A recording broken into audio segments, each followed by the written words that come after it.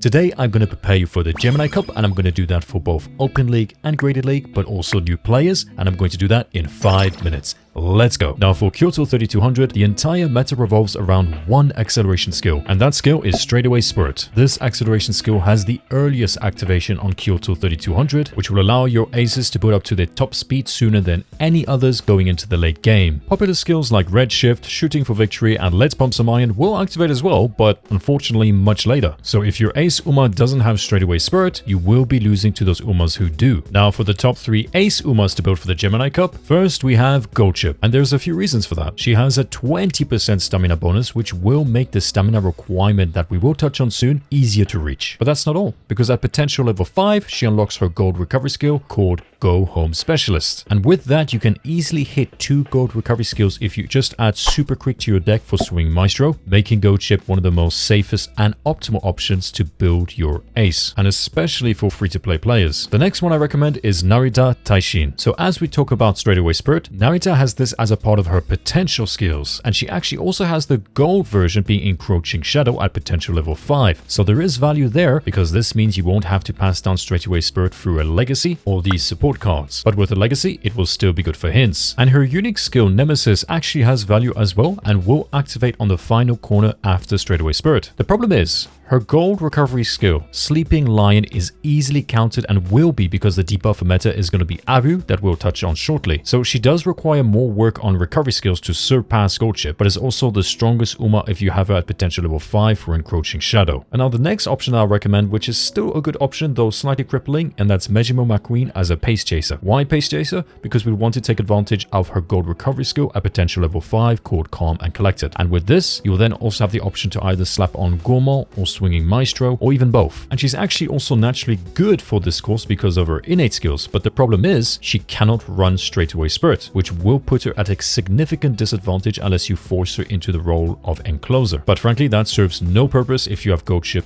in your account. And just remember that those 3 are my personal recommendations, and I'm not forcing you to play anything. But you should play Goldship if you have her on your account. Now for the debuffer, or at least one of the best debuffers, this is going to sound weird, it's actually going to be a counter meta debuffer. And for the Gemini debuffer, that's going to be Haru. Now we would actually build her to disrupt the meta. Now to do this, you would forcefully run her as a front runner with intentionally bad stats. And our goal with this is for making her fall behind during the race to extend the distance rate box, which will counter Narita Taishin by preventing Sleeping Lion, which is her gold recovery skill, from activating. And in effect, she'll also slow down the entire lobby, so giving more stamina to everyone. But what you want to avoid when building Haru as a debuffer is any recovery skills, so don't give her Swing Maestro, and any useful stat boosting skills like green skills that could give her speed, power, stamina, or guts, because you need her to be weak. When it comes to the setup, I recommend you run 2 debuffers being Haru and Nice Nature, and 1 ace Uma, with the best one being Goldship in my opinion. But just be mindful, for building Goldie, you will need to get a legacy that can pass down Straightaway Spurt, or you would have to get it through Amazon's support card, but unfortunately this is a power card and that's not what we want to build her career. So having Straightaway Spurt being passed down through a legacy is the best option. Now when it comes to the stats you want to prioritize for your aces, you'll be looking at this: stamina, speed, power, wits, and guts. But beyond anything, you need to go as high as you can in stamina. So speed, power, wit are secondary, and you'll need to sacrifice these for stamina. Guts has value, but you automatically hit the target by simply training stamina, since stamina also boosts guts. Now when it comes to the stat spread, I've done one here for the Graded League, I've done one here also for the Open League, and I've also done an extra one for new players. Because heck, you've got to start somewhere, and the Champions Meet is one of the fun things in this game, so take part in it, regardless of your account. Now when it comes to the best skills for the Gemini Cup, as we've covered, that's going to be Straightaway Spurt, which is a must inherit if you're not running Narita Taishin, which also has the gold version, Encroaching Shadows. Just remember that the skill only works for Enclosers, so if you're passing it down to Mejimo McQueen as a Pace Chaser, it will not activate. Now for the gold recovery skills, Swing Maestro that you can get from Super Creek, Cooldown that you can get from McQueen's, and Go Home Specialist that Goldship has at potential level 5, giving her a natural advantage. And for the standard recovery skills, you can go with Corner Recovery, Deep Breaths, and After School Stroll. But bear in mind that After School Stroll is for Enclosers, and Enclosers are the meta for the Gemini Cup because of Goldie and Narita. For the green skills that are very important as well, you're going to want to grab Right-Handed, Spring Runner, Kyoto Racecourse, Standard Distance, and Firm Conditions. And for the support card spread, you're going to want to go with 3 speed and 3 stamina. And for the legacy spread, you're going to want 2 stamina legacies. And of course, ideally, you would want them both to be 9-star Umas for 63 stamina each. Obviously, it's completely understandable that that not everyone will be able to achieve that, but you can get a 9-star stamina Uma through the guest legacies. And for that, you're just going to have to keep searching. Now, just some general advice before we end the video. Try not to burn yourself out by preparing for the Gemini Cup. It is going to be difficult, and